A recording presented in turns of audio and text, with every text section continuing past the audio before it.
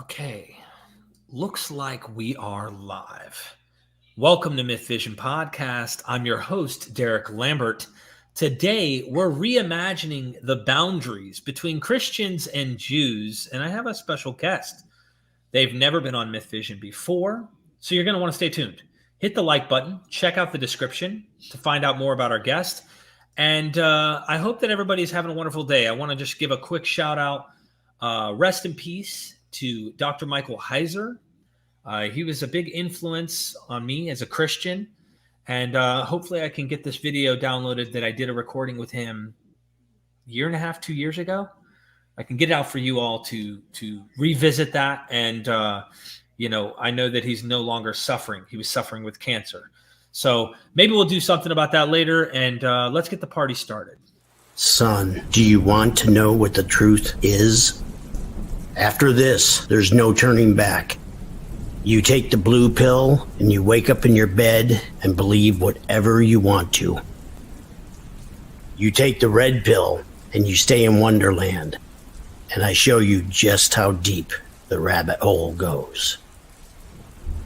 Remember, all I'm offering is the truth, nothing more.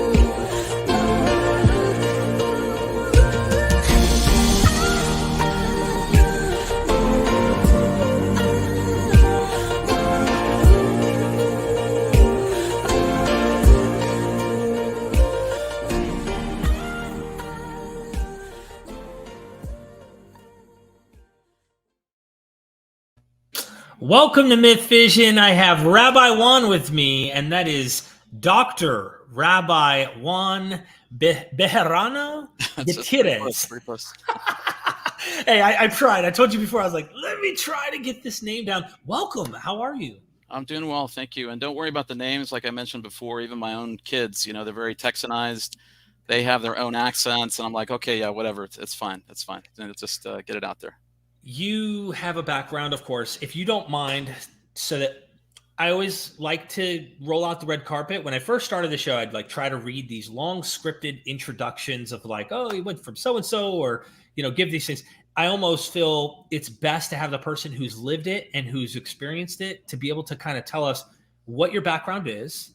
You have written extensively. And while you tell us a little bit of your bio or where you come from, your education, and what your goal is, I'm going to be promoting the book, letting others know, go get you a copy. I have a few of his books here at my house, and we're going to be talking about one of them today. So Rabbi Juan, if you will, feel free to jump on that, please. Thank you. Well, let me start off, as I mentioned, I'm going to start off by saying that I'm the husband of a beautiful wife, and we're going to be celebrating our 12th anniversary next week. And I'm the father of 3 boys, very, very handsome boys, very proud of them. I'm an interesting individual in the sense that I have a complicated background. I have a degree in electrical engineering, and that's what I do for a living. I actually work for an electronics component manufacturer. But over a course of 15 years, I was able to attend 3 different Jewish institutions, the Siegel College of Judaic Studies, the Spertus Institute for Jewish Learning and Leadership in Chicago. And then I attended a program with Yeshivat Mesilat Yesharim, which was coupled with the American Seminary for Contemporary Judaism. And I received rabbinic ordination, smicha. So I have a master's, a doctorate, and rabbinic ordination in Jewish studies, in addition to what I do on a daily basis, which is engineering. And I'm the rabbi of a small community in the suburbs of Dallas. And one of my goals is to further enrich Jewish and Christian relations. I think that in America, especially when we have increasing anti-Semitism, I read this almost every day, I think it's important for Jews and Christians to sort of understand where each one is coming from. Mm-hmm. And I think that as somebody who's dedicated to history, as a historian, for me, it's very helpful to understand where each group is coming from, their experiences, and why each one sort of views the other, sometimes a little bit, with caution, maybe even some genuine concern. And so that's really the motivation for me to write about these topics. The other thing that I mentioned to you previously was, in our synagogue, it's small, but we have people who visit, and invariably many people that are coming outside of the Jewish faith come in. And it makes sense to me to be able to communicate with them and to share with them and to sort of bridge the gap where their learning might be, and just to have a conversation, because I think that, in our society today, we're so fragmented and everything is so divisive. Mm-hmm. I'm not trying to prove a point. I'm trying to have a conversation. And that's really, I think, the goal of so many of my works, that I write about. And I think invariably most of them have some kind of connection between different religious communities, whether it's Islam, whether it's Christianity, whether, of course, Judaism at the center. But that's sort of what I'm focused in on. And so I talk about these topics on a regular basis. I'm not going to lie, you have a ton of books, and I love it. I like the title of that one, Maimonides and Spinoza Come to Dinner. That's a good one. So you're right. You're into wanting a conversation. It seems that you're wanting that dialogue to go back and forth and to kind of imagine how those conversations might happen. And the book I think we're zeroing in on today, just to get your thoughts, will be Reimagining Boundaries, Jewish and Christian Identity in Late Antiquity.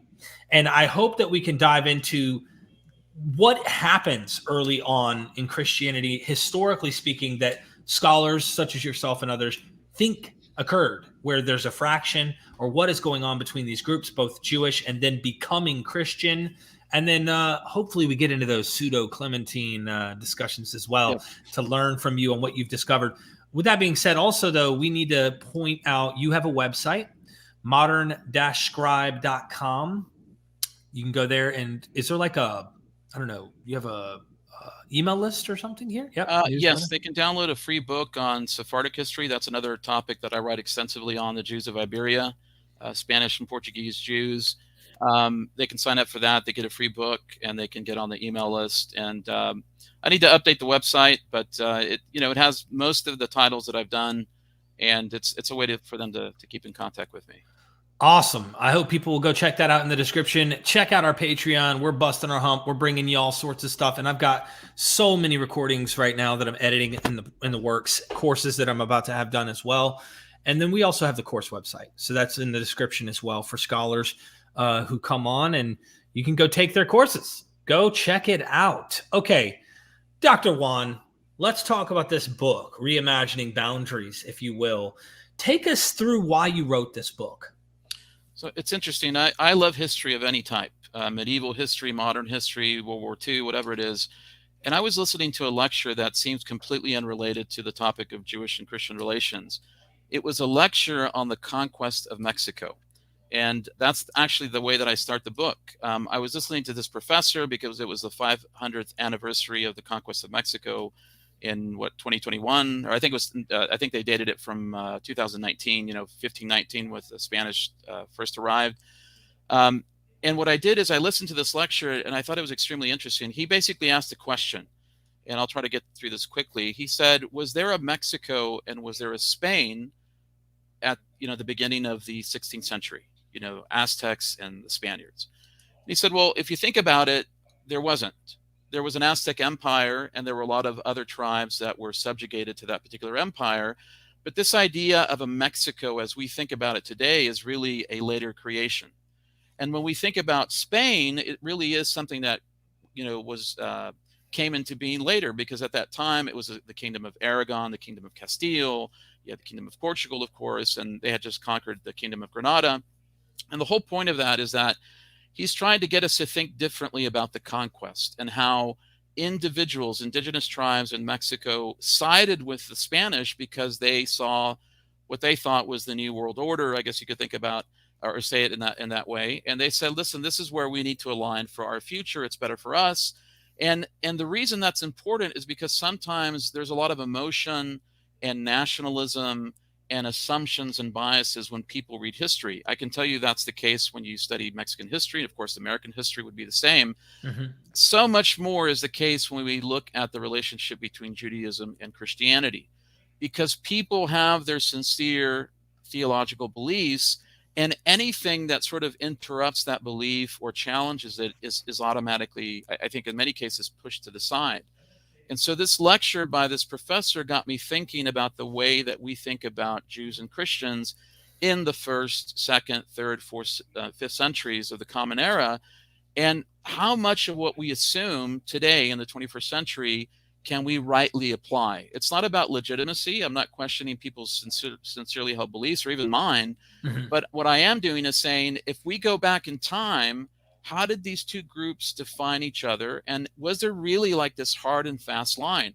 If you go into the street and you ask a person, who is a Jew or who is a Christian, they'll give you like a one line answer, right? I believe in Jesus, I don't believe in Jesus, and usually sometimes what I find is they'll say, but everything else is basically the same.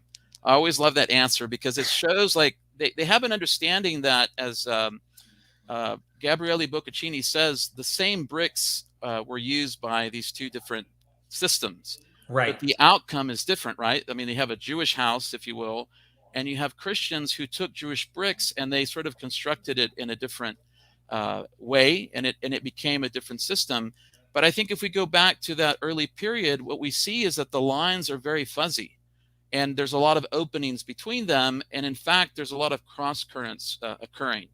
And people go into one community and they come out, and to me, it's fascinating because I see this today in the 21st century, not just in our small community. I see it in other synagogues. I was teaching at a synagogue in Arlington, and somebody was coming from a Christian background. They were in the lecture, and they started asking about Jewish and Christian relations, and it had nothing to do with what I was talking about. But you had an individual who was from a Christian background who was interested in learning about Judaism, and so they inject the topic into the discussion, and as a consequence, it becomes part of the dialogue. Right. And I think that's why this topic is so compelling to me, because I think it raises our awareness of how we define things. And we can sort of begin to sort of uncover the layers that we assume were there from the very beginning. And I think sometimes they reveal something very different. So there's a complexity to this issue. And what I mean is I'm reading Richard C. Miller's book, right, where I finished reading it. And he, in the entire book, tries to point out early Christianity. The early Christians knew, according to his take on this, Justin Martyr, for example, knew that the Jesus topos, him dying and resurrecting and whatnot, having an apotheosis, was no different than the sons of Zeus and such that he's pointing out over here. So they're finding common ground with the pagans who, and I'm using the term pagan, that's already a problem as well, but you get my point. The non-monotheist, the Roman world is persecuting these Christians. And he's like, why is it? We have nothing no different than you guys, but we're the ones hated. Like, of all people, we're hated. So there's a sense in which they're persecuted. But I say that to say, like, in his book, he said something interesting, like, either this is Jewish, Hellenistic Judaism in some way, which it broke off from, or he said maybe they're Judaizing some form of Hellenism. Like, there's no way to know, right? Because we're talking about this really gray area of, most scholars tend to start with some form of Judaism that ends up becoming more and more Hellenized, especially as it goes toward the Gentiles, as we call them. That tends to be my personal thought.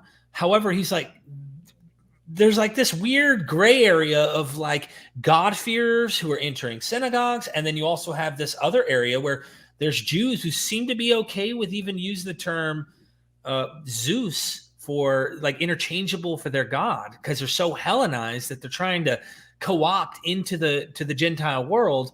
So you don't really know. You get what I'm trying to get at here. It's like, yes.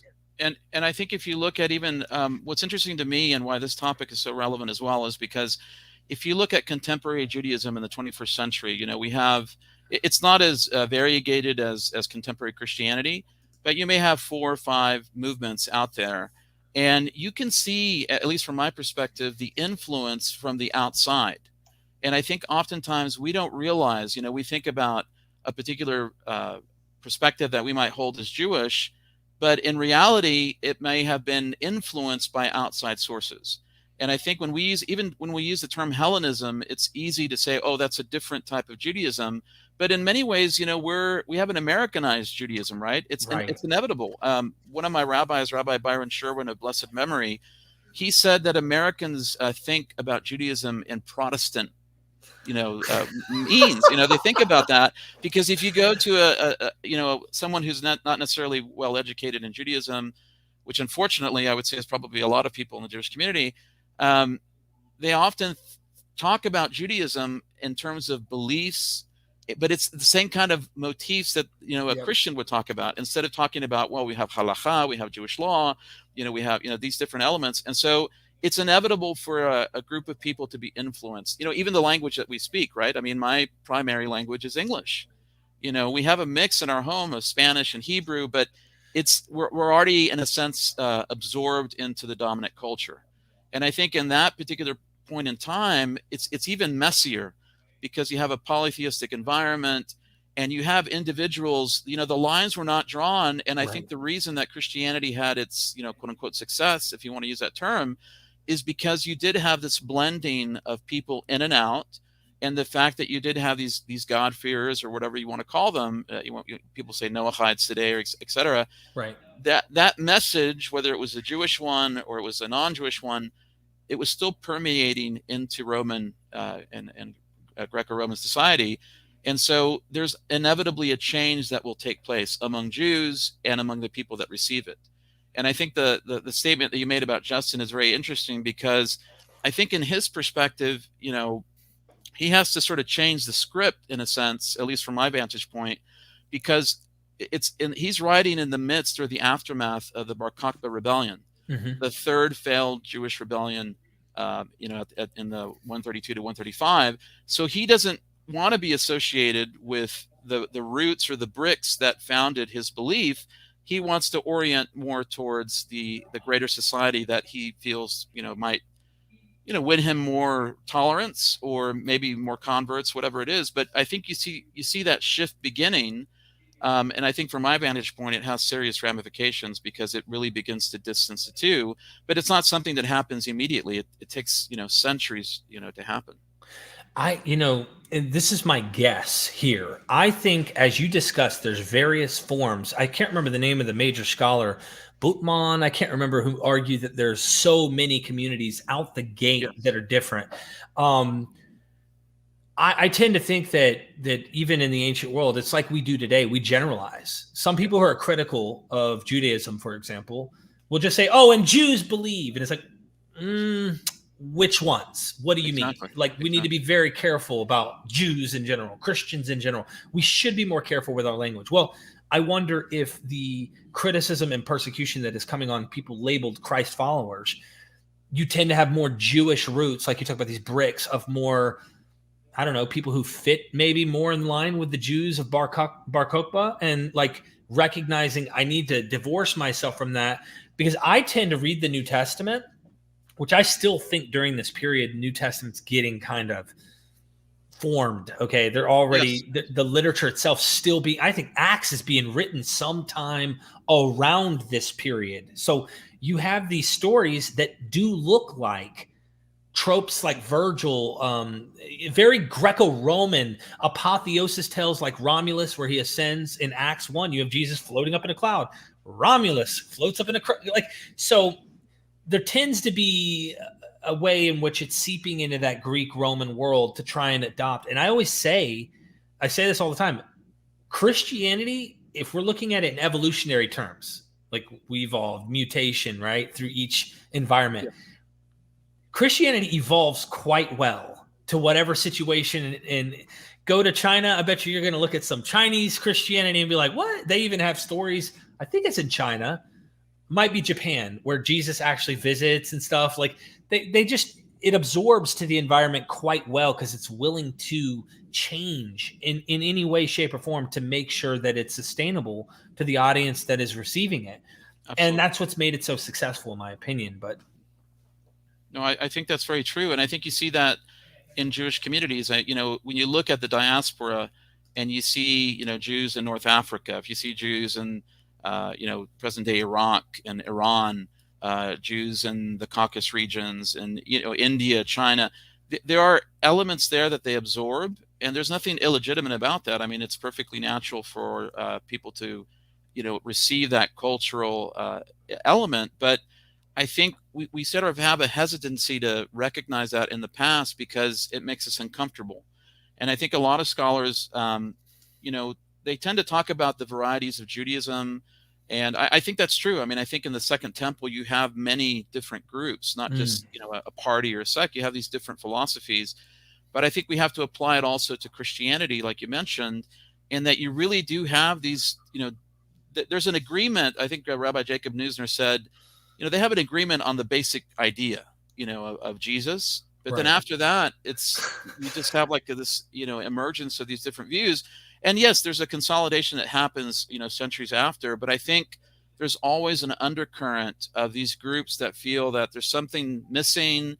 Maybe that's why we see, in the third and fourth centuries, we see this connection, or we see these statements by the church fathers of people going to synagogues because they're interested, right? This is what I'm reading, but I'm getting like a different picture because the Chrysostom may be saying something that's horrible about Jews, but then I go to the synagogue and it's a different experience. And I think there's a curiosity there, and there's these people that sort of go and live in these two different spaces, and I think that's very it's amazing, I think, in many ways. I do too. Before we get to any super chats, Max, I see you in there. We're going to get to it in just a bit here. I really appreciate the super chat. Feel free to super chat questions if you have any particular comments, questions you want to make. But Rabbi Juan, I wanted to talk about one of the problems that we see with identity going on. We do see this flux. We talked about it being a very gray thing right out the gate, various forms. You even have what Docetists and others, what we like to call Gnostic type sects. And then you also have more Jewish types, which a lot of people would say, oh, these are like the Ebionites or some other form. I think it was 4th, 5th century that we end up getting the Pseudo-Clementine homilies and the Pseudo-Clementine literature. Can you tell us what this literature is about? What have you gleaned in learning from that whole thing? I have a good friend who helps support us on MythVision who prefers to remain anonymous, said, I really want to know more about this literature. It's quite an interesting dialogue. Yeah, I think one of the things I've always complained about is we always use the term pseudo-Clementines. That preface always bothers me because I think in most people's minds, it sort of invalidates it from the very beginning. And I don't think anybody really believes that Clementine, traditionally the third bishop of Rome, I think after Peter in Christian tradition, wrote these. But when you use the word pseudo, it just sort of like people just sort of brush it to the side. And I think these texts are fascinating because I think the root of these texts goes back maybe to the late 3rd century, maybe in the 200s. And they represent, they exist in two forms, the homilies and the recognitions, but they essentially represent either an author or a community that has a very different vision of, shall we say, Jewish and Christian relations. They do espouse the belief in Jesus, but it's really this like the true prophet. I mean, it almost reminds me of almost like a Islamic view of Muhammad, right, or even of Jesus. And I think what's most interesting, though, is that while they're very dedicated to this view, and that's really their mission, they present themselves as committed to the Torah, and they basically argue against anybody that is trying to undermine observance and fidelity to the covenant. They see that as primary. Like for them, they can't fathom a belief in Jesus in any form apart from covenantal fidelity, if you want to use that term. I think what's also interesting is that in the homilies you have this very, I think for me it was sort of earth-shattering because it's really a perspective that respects and honors traditional Judaism, because they basically say, yes, that Jews have Moses, and if they don't believe in Jesus, as long as they're not antagonistic, as long as they don't hate him, there is a path there that God has ordained. Mm-hmm. And then they basically, say that the same thing to Christians, as long as you don't hate Moses, there's a path for you there. And I think in that sense, it's earth shattering for me, because by the time of the 3rd and 4th centuries, at least in the circles of theologians among the church fathers, there's this very clear line, right? This is, I guess you could call it supersessionist or replacement theology. That's the old covenant. Jews are condemned, and all these things are now part of the church's definition of this new body. And the Clementines sort of stick out in the middle of this trend. Mm-hmm. And what's amazing is that they're translated into multiple languages. So somebody is reading these texts and they're preserved. And I think that's the fascinating part about it, that it's relatively late. They're being translated in the 4th and 5th centuries at a time when Christianity is really beginning to become recognizable in the way that we think about today, at least in Catholic and Eastern Orthodox circles. And the fact that these texts are present and they survive, it shows us that there are other people existing that they don't see themselves as part of this greater trend, right? Sort of trying to push against it to the best of their ability. So to be I'm actually in communication with a few experts who I guess specialize on this particular literature, and the way they look at it is like you said. Some people read into this and think this really does carry some type of historical kernel that goes back. Others think, well, maybe I can't read too much into that. That really this is about a community in the 4th, 5th century that is kind of projecting back into an earlier time. Not saying there isn't a kernel, but they don't think they can argue that how far back this idea specifically to this community goes. But what I always found interesting, and I'd love to get your comment on, is while they're trying to do that, there seems to be some type of antagonism to Paul. They're really trying to go at Paul. What's going on with the beef with Paul in this literature, in your view? Well, I think that's one of the reasons this issue with Paul is one of the reasons that some scholars will argue that it does carry back, further, because of statements that we have in other church fathers regarding the Ebionites, the Ebionim. And one of the characteristics of the Ebionites is that they rejected Paul because they saw him as antagonistic to the Torah. Whether they're right or wrong historically, whatever the case, they saw that as characteristic of his mission or his work. And what happens is that they reject that wholeheartly. And in the Clementine recognitions, they sort of come up with this image of Paul in the figure of Simon Magus. He's in opposition to Peter, and he portrays this view of belief that is antagonistic to what they consider to be consistent, not just with themselves, obviously, even if they're projecting back, but all the way back to James, in the 1st century. And what's fascinating to me is that let's assume that they don't have any kind of physical connection, if you will, to the 1st century. Then this tells us that in the 4th century, the 5th century, there are groups like this that are able to produce this type of literature, and they understand, they take a different approach that I think in many ways is much more congenial towards traditional Judaism, if you will, if you want to use that term. It's a bridge in many ways. And they say, if they don't believe in what we believe, it's sort of part of this divine plan. And as a consequence, you can't exhibit, hatred towards somebody that is, part of this divine plan that's unfolding. So I think it's very conciliatory. I think it's amazing because whatever the connections it has to the past, it's a community that is still in existence at that time. And I think many times we sort of, like I said, we just brush it aside. But I think what it does is it makes us reconsider again, what's the official position and what's the reality on the ground? And how did the average individual, look at each other? If they have a Jewish neighbor, they have a pagan neighbor, again, with the term, how did they view themselves? There's a book, I can't remember the name of the author, but it's called All Shall Be Saved. It's about views of salvation in early modern Europe, I think in the 14th, 15th, 16th centuries. And it talks about Muslims, Christians, and Jews, and the fact that they lived with each other, and how they were there for each other, and how they viewed each other theologically, and how they were usually much more tolerant than the official positions of the respective clergy of each group.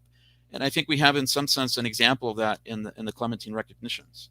That's what I've figured out as well. Even in early Islam, like there was marriage taking place between Muslims, Christians, and Jews, and things were cool. And then there were certain times where stuff, doesn't work that way.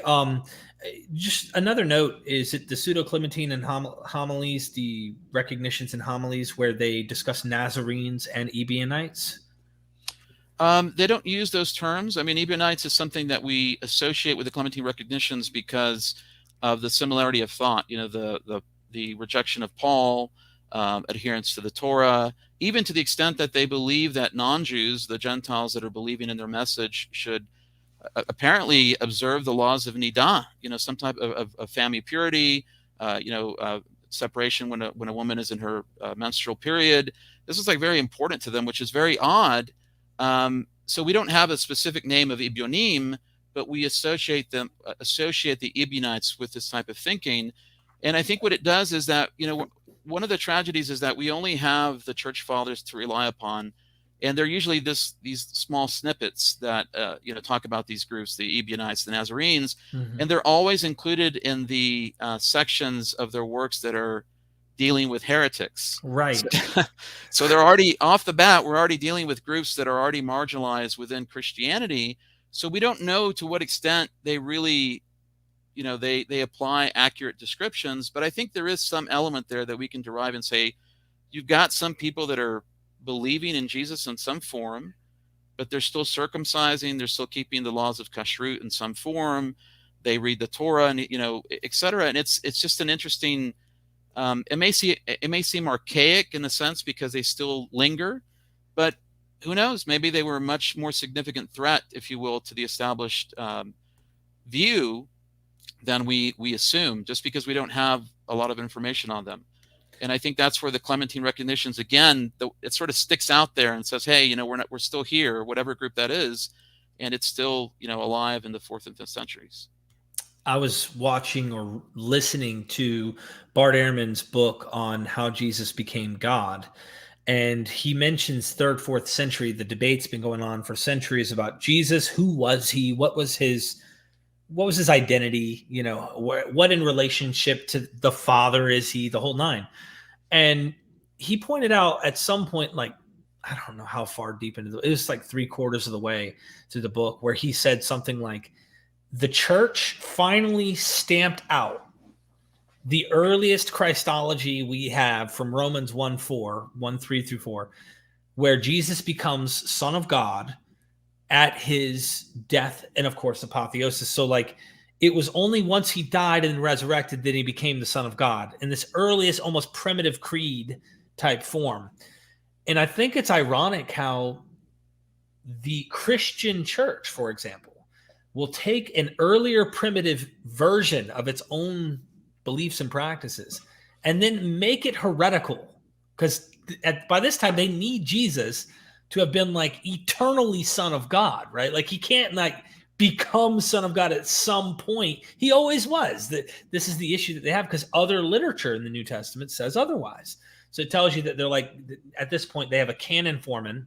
Once you have a canon that forces lines, well, over here it says he's eternally begotten Son or something. Oh, snap. Now you got, or whatever it might be. So they have this problem and they end up almost executing a more, I hate to use the word primitive, but it's like an earlier form that's still floating around, it seems, even in the 3rd, 4th century, by the fact that they have to say, anyone who believes this, they're believing in a horrible, condemning idea about Christ, that they're condemned. So I imagine that it's the wild, wild west. As M. David Litwell says about the 2nd century, he thinks it's the wild, wild west of Christianity. And the people who had political power, as you see, pretty much win out in terms of having history and really guiding and saying where the church is heading.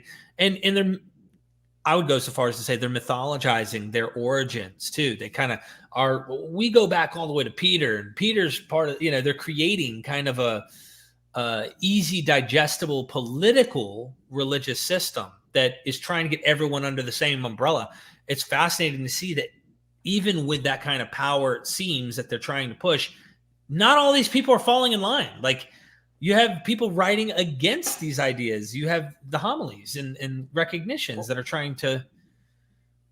I'm sorry. What's No, interesting please. is that even in the homilies and recognitions, you have differing perspectives. They have the same basic story, but there seems to be like a different Christology even between these two. So then you have a potential, maybe there's two groups involved, maybe there's more than that. And what I think is interesting in you talk about the Wild West is that in the 2nd century, we see the church, and essentially, we have the Pirkei Avot, the sayings of the fathers, basic text of the Mishnah, that basically traces the lineage of the rabbis back to Moshe Rabbeinu, Moses at Sinai, and the church is sort of doing the same thing at the same time, because they want to establish the legitimacy of their transmission, and I think it's precisely because they need to establish the legitimacy of their view. I'm not saying wrong or right, it's a theological issue, but they have to establish the legitimacy of their view and trace it back to the bishops in Rome, etc., or wherever they may be. Peter, and I think both groups are in essence trying to consolidate. I mean, as a rabbi, I obviously believe that the rabbis are good, but in the aftermath of the Second Temple, I really see Judaism, the rabbinic movement, as a what would be the word? It's a movement that's made up of many different parts. It's sort of trying to integrate the fragments of that are left in the aftermath of a coalition movement. That's the word that I was looking for. It's really has to deal with the remnants of the Kohanim, the priesthood, and there might be ideas that are the Mishnah, for example, always records like minority views, or debates among the rabbis and the Talmud and so forth. And some of these are vestiges of earlier times when these views may have held sway, but they're sort of trying to consolidate that because they want to keep those elements alive. I think in the Christian realm, at least my understanding is that there's not so much of a willingness to keep a minority view on the table, because in many ways I think Christianity at the time is much weaker. It's the temple has been destroyed, so they're having to grapple with their own connections to Jews and Judaism, and then they're being threatened by all these different groups that are have their different Christologies, and so they don't have the luxury, I think, that the rabbis have to be able to preserve minority views and say, well, maybe in the future, if we have a Beit Din, that a rabbinic court that decides that the minority view should be adopted, that's something for the future to look at. But in Christian circles, I think things are much more tenuous. And I think that it gets back to this image of, the strength of Christianity in that 2nd century. I think it's very fragile. And I think that fragility is actually what causes it to sort of be, reject whatever it considers to be threatening. You try to unify under one kind of umbrella. I like what you said there, because in the aftermath of the wars, both wars, it seems that of course, rabbinic Judaism is birthed. I did an interview with James Tabor on this, the oven. What is the name of that oven again? Achnais. Yeah. Yes. It's an interesting, I haven't launched that one yet. That one's going to be on Patreon sometime soon. It's really interesting to hear even like the very minutia of how important the details go within rabbinic tradition, but how they're kind of, what I would say, creating kind of their own little pedigree back to the prophets or even Moses and stuff. I think the same for the Christians are doing the same thing. And they're, like you said, they're trying to have their clout go back to the guy, Peter, or go back to Jesus, or go back to Paul, or whatever. And the Gnostics are definitely trying to bring it back to Paul. I just use the term Gnostics in an umbrella sense, even though we know that's probably not the best term to describe the various groups of people, Valentinians, etc. But I think that fiction gives people kind of a comfort of, we go way, way back, because it's not in denial that the people go way, way back in the traditions do, but let's give them a simple, clear, it's not, let's not give an ugly, let's make our genealogy completely fit. You get what I'm trying to say. Well, I think I would phrase it a little bit differently, in the sense that I think, because when people have to separate a historical approach to these topics from a theological view. And people often get frustrated with me because they'll ask me a question and I'll say, well, do you want a theological view or do you want a historical response? And I tell them it's critical because I believe the rabbis, have this lineage. I do, from a theological standpoint, I believe, we have the authority, so forth. But from a historical standpoint, I can only prove so much. Right. I can only, and Rabbi Jacob Neuser used to say, what we cannot show, we cannot know. So, we have, the destruction of the Beit HaMikdash, the temple. This is a catastrophic event in, 70 CE at the hands of the Romans. It sends shockwaves, through the Jewish world. I mean, I don't think Christians certainly, but I don't think even Jews understand sometimes the magnitude of how important this was. And I think I wouldn't say the fiction, but we're trying to reassemble the pieces, it's like everything is shattered and then we're picking up the pieces and trying to put the puzzle back together. Mm-hmm. And the way to do that is to say, well, we have a tradition that says that, the prophets, the Nevi'im, these are our predecessors. And it's not that I don't think it's true, but we don't have like all the puzzle pieces and we're trying to put the picture back together again. And so I think that for many people, they grow uncomfortable because they feel like it's a personal attack, if they're Christian, if they're coming from that perspective or Jew. But I try to say, listen, you have to look at it from two vantage points, belief and then what we can talk about historically. And I think that maybe helps people to say, okay, I understand a more critical approach is what we're discussing. Right. That's typically what I do here too, is more of the critical approach, but I get it. That's why I say theologically, I think there's a sense of comfort of making it easy, especially if genealogies were burnt, let's just say in the temple. Let's just assume that genealogies are burnt. So now you have kind of word of mouth and in a chaotic situation. I mean, even the establishment of some of the literature, like in Genesis, I would say, I see it as like a foundation mythology for the creation of how God chose out among all the humans, particular people of minority that just, were less than all the other nations. And of course, he had a special plan for them. I would say that if we take Adam, for example, historically in the kind of genre, right? I'm not reading this as literal literature of literally what happened. I think there's meaning and value in the narrative in trying to express an idea. But if we were to say what really happened, that's the kind of thing I'm wondering if it can be applied to what's going on with both the Christian and, even though the Christians aren't as far removed as maybe some of the literature might be, it still makes me wonder if they're kind of doing a theological origin story that connects them genealogically to Peter when really, they may not be connected at all. Or there may be many branches. I think that too. There's a very famous rabbi, you probably have heard of him, Rabbi Abraham Joshua Heschel. He was very famous during the civil rights movement. And somebody asked him for the Jewish view, and he said, there isn't a Jewish view. Judaism is like a deep river, and there are many tributaries and many, what's the word, branches that come in and out. And it's just, there's all these ideas that are coming in. And I think what you have, even I think in the first century, looking at early, Christianity, for lack of a better term, is you have these many different movements. I think you see that even in the book of Acts. I think you see it in the Gospels. But whatever the case, we know that there's these different competing views. Right. And even if you read the epistles of Paul, he has differing opinions with other people that he names, right? We don't necessarily, some of them are confusing. Like, I don't know exactly all the background, but it's clear that he's in opposition to other people that are part of this Jesus movement. And I think that's interesting because in many ways, it shows that it was much richer in terms of its diversity. And I think in many ways, you see that in emerging rabbinic Judaism as well. We just record it differently. The debate and the discussions are sort of par for the course. And I think in Christianity, they take on a very different theological intensity that the rabbis, they deal with it differently, I think, is the issue. Wow, there's so much there to sift through, right? All right, I'm going to ask you a super chat here. Max, if you're still here, thank you so much for the super chat.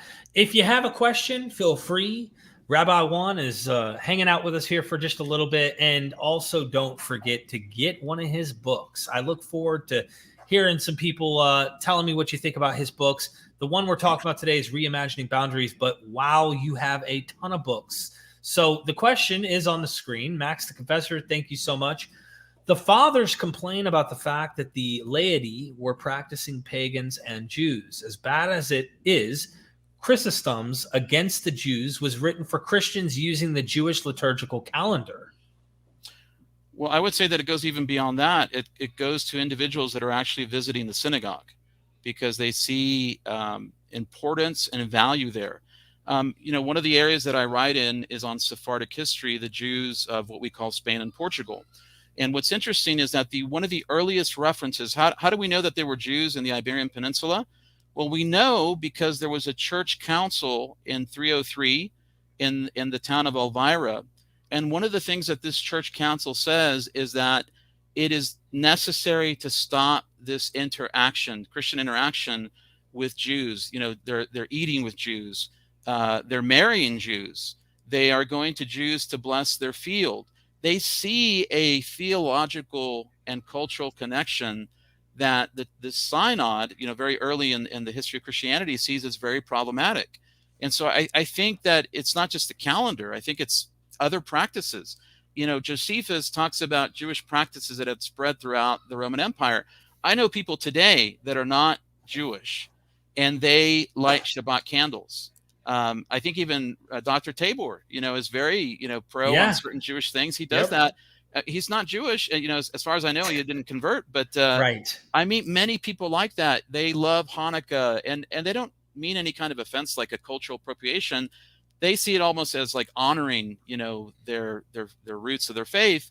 And I think you have like a little snippet of that. You can see that back in that point. And I think the issue is at that particular in the 3rd, 4th centuries, it's much more of a concern. They didn't have the same kind of pluralism that we take for granted today in the sense of beliefs and practice. So yeah, I always love when Dr. Tabor is like, hey, don't let me have my break, I'm taking my Shabbat, okay? Let me and there is a sense, a practical sense, and I mean even like regardless of the religious aspects, there's a sense in which it really does kind of make you and the rest of your family being able to spend that time together and enjoy the peace and quiet and not having to stress and worry.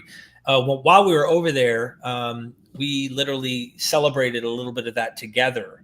Yes. So I don't even believe, but there's a sense of a community and having each other that was just like, and notice I used the term in a Protestant sense. I had to throw out my I don't believe, but that's because I live in a world where there's this constant debate, right? Of what do you believe? What do you believe?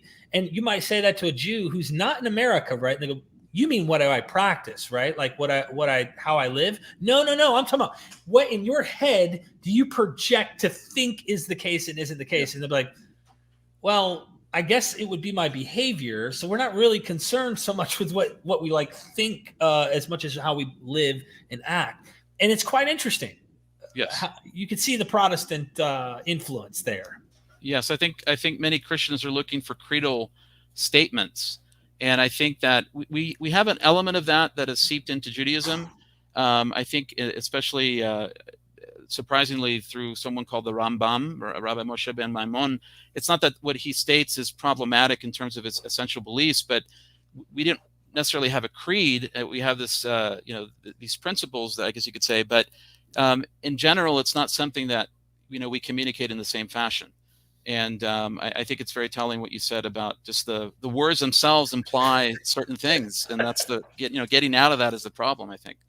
Yeah, and this is why I was excited to have you join me too. Like I want more interfaith dialogue, and I mean, yes, people know I'm a skeptic. I'm very critical of thinking what actually happened, but I'm a big fan of fiction. I like watching movies about this stuff. Even like, I mean, look, of course, I love the Bible stories. I grew up on those. I love the stories. Do I think they literally happened? Well, now we start talking about what do we think actually happened and stuff.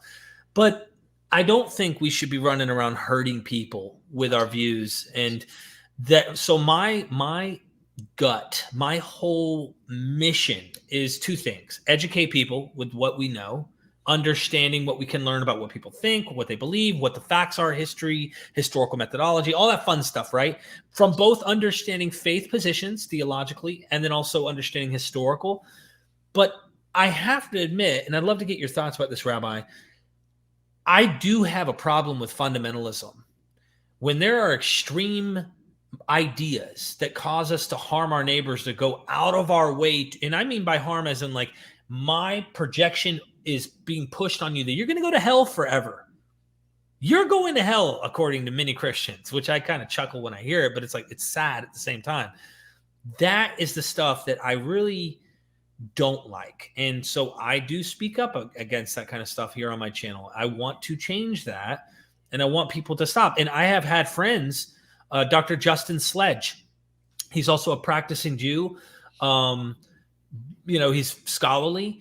We've talked about some of the anti-Semitic stuff that goes on. There's a lot of YouTubers who are YouTube channels that have existed, or people on YouTube who want to say, you can't be critical of Judaism, or you can't be critical of this and that. And I'm like, my channel has plenty of things critical of, like, but there's a difference. Yes. There's a difference between being critical and then universally imagining there's a conspiracy that Jews are out to get you, and like weird stuff like that literally goes into the trope of what we see happening in the political propaganda of Nazi and Germany and stuff.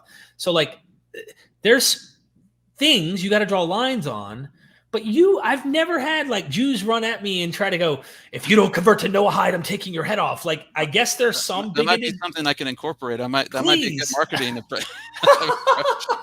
But seriously, yeah, feel free to chime in. I think it's interesting because what I get in trouble sometimes among Jews because they say, what do you have to write about these topics? It's like, you're always talking about this stuff. And I said, no, for me, it's important because if I expect Christians to reconsider ideas that I think are problematic, Christian anti-Semitism, or this kind of, these conspiracy theories or whatever they may be, then I have to be willing also, and we as a community have to be willing to reconsider certain biases that may have originated in the medieval period. Rightly so. I mean, if you're being persecuted, if you're a minority in Europe in, the 13th, 14th century, it's not going to be fun, to be the only Jew, if you will, in the sea of medieval Christianity. But we're not, and this is something I repeat, we don't live in the medieval period anymore. We live in a free society, and I'm not interested in debate. I'm interested in dialogue. I'm interested in having a conversation. I'm not looking to convince you, but listen, if you say something that's important and I find it credible, I'm gonna think about that. Hey, that's a good point. I didn't think about that. I think that's the problem, that we don't know how to converse anymore. Yeah. And this is why this topic is not just historical for me. It's what I see on a daily basis. I had an individual who was Jewish. He grew up Jewish, and he became a Christian. And something happened, and he came to our synagogue. What am I supposed to do? Yell at this person and say, "Oh, no, what's going on? Shabbat shalom. We have a cot. We talk. We eat together." Then you have another individual who is a Christian who becomes a Jew. It's like, why is there a need to hate? There's no need to hate. People are adults. We live in a free society. What we can do is we can converse, and we try to understand. And I tell people, it's not about agreement. I think it's about understanding and respecting. And I think that will get us much farther along in, fighting these kinds of issues. Because I see, obviously, my concern is anti-Semitism. We had a situation in Colleyville, Texas. I don't know if you heard about that a year or two ago. There was a guy that went into a synagogue and shot up. Yeah, it was.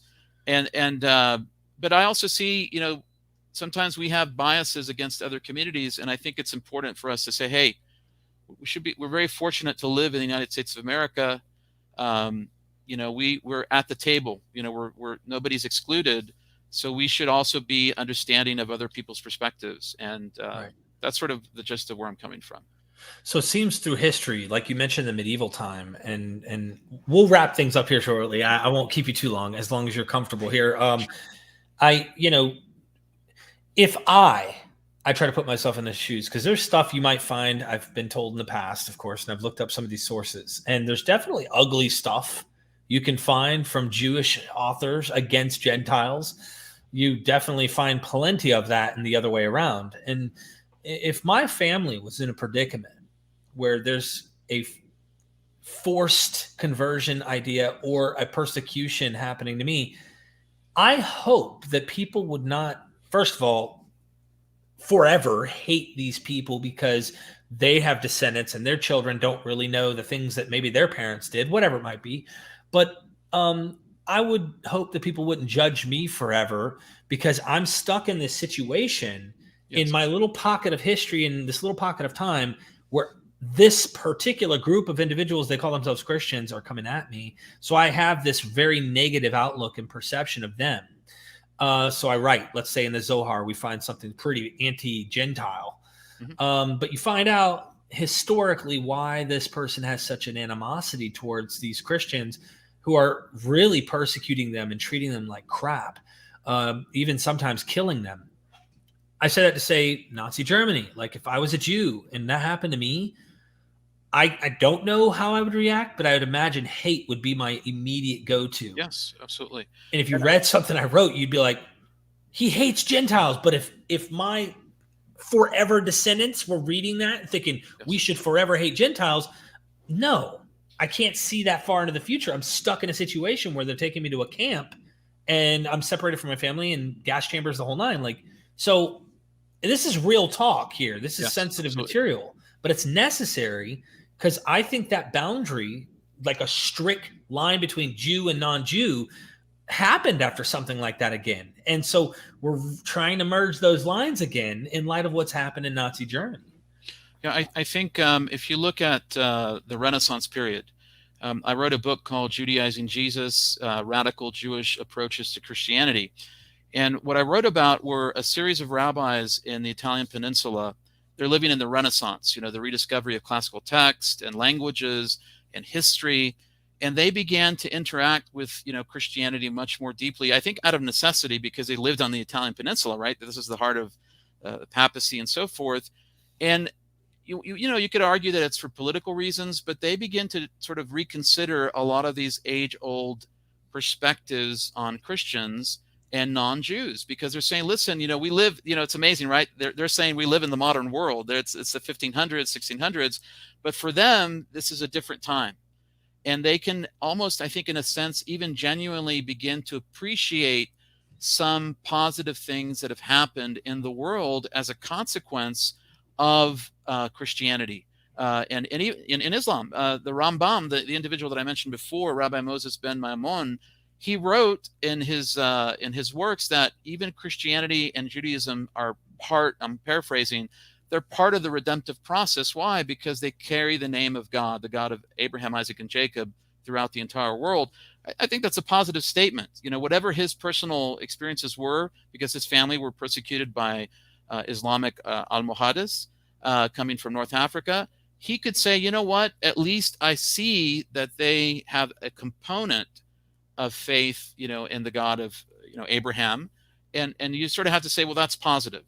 And I think that, throughout, from the Renaissance period onward, and of course in America, I think Jews are always concerned about assimilation, rightly so. Mm-hmm. We live in a country which has been very wonderful for Jews, and it's been more challenging for Judaism because we're so accepted that it's easy for a Jew to leave Judaism. Mm-hmm. And I think sometimes there's this kind of back and forth, you want to be accepted, but you want to have like a distance between you because you're afraid of assimilation. But I think that many Jews recognize that, again, we don't live in the medieval period. And as a consequence, we sort of have to change our thinking somewhat in certain areas. I don't think it implies differences in halachic observance in terms of how we keep the commandments and mitzvot, but I think it's an issue of attitudes, in those cases where we do find maybe troubling text. And I think a lot of it, as you said, is a consequence of reaction. If you're being persecuted, if the church considers you to be the sons of Satan, or it considers you to be demonic, in many ways, your natural tendency is to going to push back and almost throw that insult back at the dominant culture. And I think many Christians have recognized that and said, no, that's not appropriate. That was wrong. And I think as a consequence, there were, I think it was back in 2015, there were 50 Orthodox rabbis. One of them was a rabbi that I had studied with, Rabbi Asher Lopatin. They signed a document. It was very controversial, But it was very positive about Christianity because they said, listen, we had Vatican II, where the Catholic Church made these monumental changes and reconsiderations about their theology regarding Jews. That was back in the 60s. They said, I think it's time that we sort of do the same. And in essence, sort of like the Rambam and many of these Italian rabbis, that we sort of consider, that Judaism and Christianity, we have similar goals in terms of, proclaiming the name of God, if you will, the God of Abraham, Isaac, and Jacob throughout the nations. Now, we have different approaches and so forth, but I think it was very conciliatory. And I think that kind of reconsideration has to happen. It's in our best interest, I think, even selfishly. I think it's, if we show people, yes, we're not interested in converting others, but we do have a concern on a personal level for the welfare of individuals who are of other faiths. I think that only strengthens the Jewish community. I don't think it harms us in any way. Thank you for that. Imnag says, and thank you for the super chat, just to say you have free will and then move to say, but if you don't, you will go to hell. That itself is traumatizing. These ideas need to be destroyed. So this is something that, I came out of a fundamentalist background. I know how mentally traumatizing really taking this stuff so literal, even the second coming, am I going to get left behind, like different things like that I had nightmares about many years ago, and all of that. So this is something that I do want people to understand. You can think maybe justice will come. Like, I hope justice will come for all bad and good in the world, right? That's okay. But when you start thinking in terms of this other group out here, they don't believe or think like me, and they're going to hell for all eternity, or they should be stamped out, or whatever it might be. These are far extreme views that I do want to try and make things less extreme, and I do that with this channel. Imnag, I really appreciate the super chat. Did you want to comment on this before I ask you something else? Are you asking them, or asking you if you wanted to comment on them? Yeah, I think so. I mean, this is something very important and practical. I've got 3 boys. I've told you 10, 8, 3. And, our mission is to raise them as observant Jews. But we interact constantly with people that are not Jewish. And we often tell them, well, this person is not they're not the same. They don't believe the same, or they don't practice the same. But, they are made in the image of God. B'Tselem Elohim, they're made in the image of the Creator. And so we have to respect them. Now, if they ask you a question, you can explain it. You can learn from them, but there doesn't have to be this us and them. Yes, we have this idea of all Israel. We pray for that on a daily basis, but we have individuals. I had a person who is a Christian call me on Monday and say, listen, I'm sick. Rabbi, could you pray for me? Absolutely. Why would I not pray for that person? The fact that they're reaching out, they have, maybe different perspectives. Why would I not do that? This is something that I think brings, I would say, Kiddush Hashem. It glorifies the name of God. It sanctifies the name of God. And I think I would agree on the issue of fundamentalism. Being zealous for something is not problematic. But when you are not capable of looking at things from the other side, I think it can be very damaging. And I see that a lot. Yes. Yeah. So you mentioned something, and this brings me to the final point I wanted to bring in light of your book, Reimagining Boundaries. Goodness gracious, we need to really reimagine these, and even in our current context, how we discuss and have conversations with people that we don't agree with. Even in the chat sometimes of my own channel, you'd almost imagine people with their little torches going, attack them! Can you believe it, Rabbi? I'm just making the point. There's some people occasionally that might come in and want to see a food fight. They want to see a war between you and me. We have differences of opinions at the end of the day of what we think is true, or maybe even sometimes what we think is good or bad in the world around us. But I have had some people who want to go so far as to say, well, there are Jews who don't think everybody's made in the image of God. That there are some, I would say, maybe bigoted Jews today toward Gentiles, to people who are non-Jews. And I personally don't go out of my way. I have no interest personally. I've never been harmed by any Jewish people in my life, right? So maybe I'm in a special situation. Maybe a Palestinian might have a different position in some places of the world, right, where there's abuse happening to them and from Jews, right? But I I ask this in to get your take on how this can be addressed. I see Jews as a minority in the world we live in. Yes. And I don't want to see anybody as a threat, but when people have come at me about this, I look at what I see happening in the Middle East and I think, well, if I look at the numbers, right, Islam has more people of violence and things that have happened overall than what I see with a minority group of Jews. So if I were to say, hey, which group has more problems, I would look at more because there's a much larger population with Islam. That doesn't mean Muslims. We should not categorize all Muslims, right? You got to be very careful about they're extremists. There's this, there's that, Absolutely. various sects. Now, when we're dealing with people who might be bigoted within Orthodox Judaism or something, how do you as a rabbi within the community address these ideas? Sometimes they might look and cherry pick certain rabbis in history that have an anti-Jewish or anti-Gentile view. And so they kind of pick up on this notion. What does the Jewish community do to try and change those things? Well, I think that, the easiest response is that if you look at the history of some of the greatest rabbis, you find out that they were descendants of converts. They were of the nations. They were, if you want to say their backgrounds were non-Jews or Gentiles. They converted to Judaism and they became leaders among the people of Israel. Abraham, of course, is essentially a convert. He is called out from the east and he travels and he enters into this covenant with Hashem, with God, and he becomes, if you want to say Hebrew at that time, but in essence, the first Jew.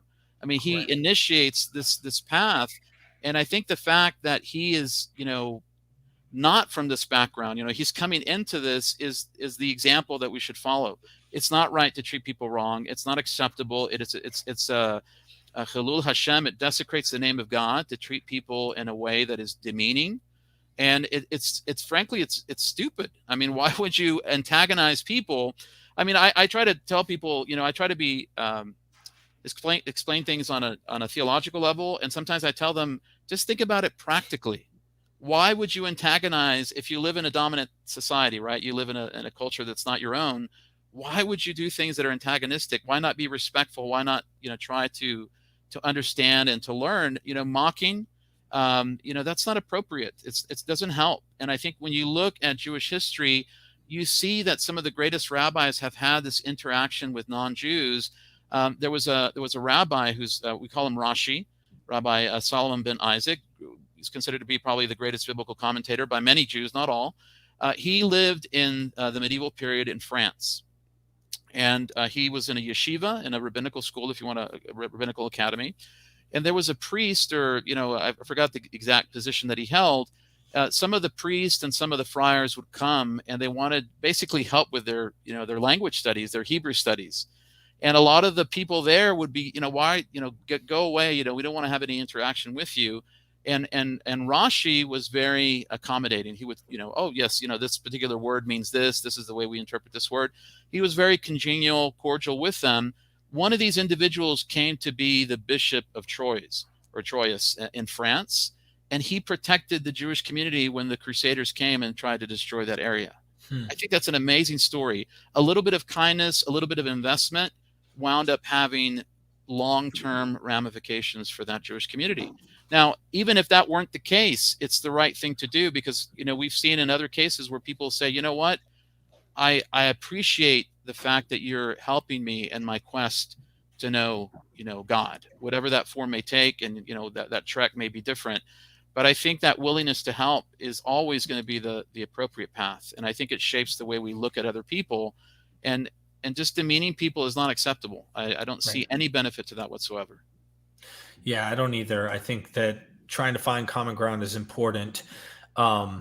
It's really one of those things. I could find people probably in my own community that go under the label atheist, and I'd be like, very hateful. I mean, usually they're not the popular ones that are on the internet, but very hateful, kind of gutter level kind of communication with people who aren't thinking like them. You can see the same thing within Christian fundamentalist circles. And some people want to point out that this is also something true within Judaism. You have certain rabbis, like I said, that might be very bigoted, very disrespectful, derogatory. And Whereas lots of Christians who are more liberal or more non-fundamentalist will clearly call out the people who are the extremes in their camp, or that umbrella themselves under the term Christian. Does the same apply with the Jews within Orthodox circles, or Jews period, that call out those who are being bigoted and hateful toward those that are non-Jews? I think that it just depends on the particular community. You know, some communities are much more insular. I think most communities that would hear that would condemn that without question. But, you know, sometimes it's again, people paint these broad brushes. You know, people talk about Orthodox Judaism. There isn't one singular Orthodox Judaism. You know, there are many different groups, and there's a spectrum, like as always. There are some that are fundamentalist. We have Sephardic and Ashkenazic differences, and there are Jews that are even outside of those particular cultural, ethnic categories. It's just, you know, we have modern Orthodox, and, you know, some people would say that they're left-leaning, you know, liberal Orthodox. I mean, there's many different kinds. The same in the conservative movement. You have two wings. I mean, the conservative movement has changed, but there used to be a much more conservative wing, traditional, and then there's more of a progressive wing. So these groups are very dynamic, and I think whenever there's a public statement, many people condemn it. Obviously, the people that want to focus in on those comments, I can even see in some of the comments on the chat that, you know, they're pointing out, you know, sort of critiques and things, which is perfectly fine. I expect that. But it's these kinds of assumptions that people make. Well, what about this? And what about that? And it's almost like trying to find every single thing. And it's like, I'm more interested in the bigger picture. What is it that I have to contribute? And what is it that I can further, you know, positive relations?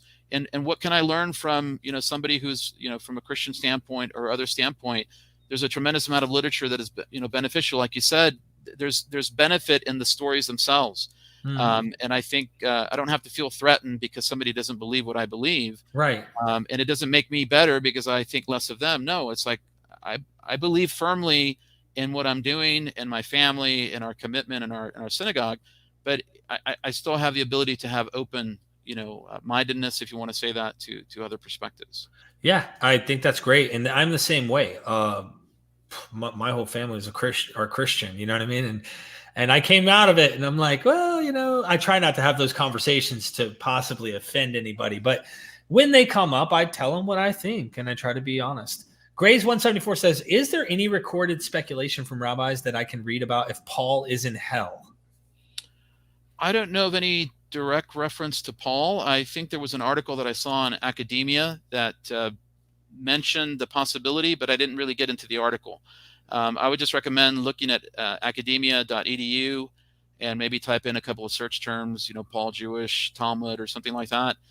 It's a great resource, and there's some very interesting perspectives that I've read lately on this issue of Jewish and Christian relations in the first and second centuries, which I think in many ways are transformative, but that's for another time. Yeah, you've written a lot, and there's some books that have piqued my curiosity. I'm like, we really should promote those books and talk about them. I really appreciate you coming on, hanging out with me, and having this chat. I don't know what it is. I go under the title atheist, right? Just because I don't believe that there is something like that out there. I get the utility of it. I understand why people hold to these beliefs. But like, I have a lot of friends that are both Christian and Jewish. A lot of people go, you're so critical of Christianity, though. How do you have friends who are Christians?